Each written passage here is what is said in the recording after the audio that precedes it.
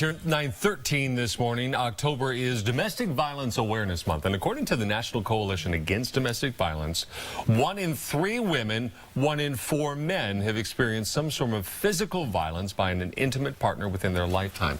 It gets worse. 1 in 5 women, 1 in 7 men experiencing severe physical violence by that same intimate partner. While both of these stats are very troubling, we rarely hear about men being victims of domestic abuse. Joining us now to talk about the realities surrounding abuse is Celinda Guerra, manager of Hotline Services for the Houston Area Women's Center. Good morning, and thank you for joining us to talk about this, because it's something that maybe, I don't know if it's underreported or we just don't talk about it that much, but it's a very real problem. That's right, Melissa. It is very underreported, unfortunately, and a lot of it has to do with the dynamics of domestic violence, the fear of having to report it, or the fear of being hurt by your abuser if you do something about it.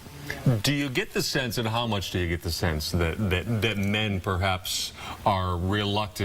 I mean, it's difficult for anybody to come forward, but there's this cultural idea that men don't get beat up upon by women, so if it happens, and it does happen, they don't come forward. Absolutely, Tom. So as you mentioned, it's difficult for everyone, but for men even more so. A lot of times because of gender roles, we have the tendency of thinking, well, it's impossible. Men cannot be abused. How is it possible if they're stronger?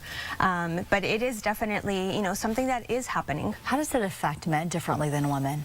It affects them, again, because of gender roles, because there's certain, myths that men have to be a certain way.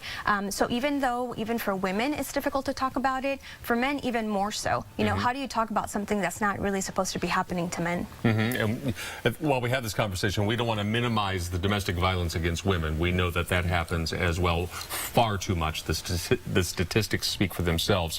When it happens to boys and men, what are the signs that we ought to be looking for? Well, it's important to identify that with domestic violence, the signs can sometimes, be the same. One of the things that we see with boys and girls is that sometimes the way in which they express what's happening can be different. Sometimes it could be the way that they externalize their behavior and their emotions from boys in the difference with girls. Let's talk about what causes it in the first place, because a lot of times it seems like if it happens to you in your childhood, it seems like people either go one extreme or the other. So they would never consider it, or they just follow the path that they've already been given.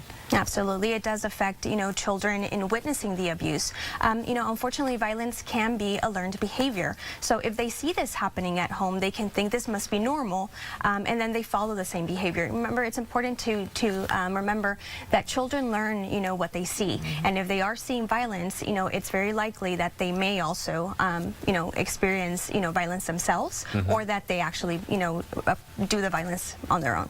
For people who are observers of this and they think perhaps it's happening to a woman, perhaps it's happening to a man, getting and inserting yourself in the middle of that dynamic can be a real challenge for some people. How would you anticipate, or rather, how would you encourage someone who thinks that there's violence to say something, do something? Well, safety is very important, and we certainly want to make sure that everyone feels safe talking about it. We have, for example, a 24-hour crisis hotline that's completely confidential, because safety is important. So for someone who may be involved in this and they're not exactly sure if it's part of the relationship, or maybe it is abuse, calling and educating yourself on what domestic violence is very important, and we have the ability to be able to do it safely. And we have that hotline right there on your screen. Grab a pen, write it down. If you need that information, we'll also post it on our website at myfoxhouston.com. Celinda, great to see you here today. Thanks for sharing such an important word and message for men and women. Thank you for the opportunity. Thank you.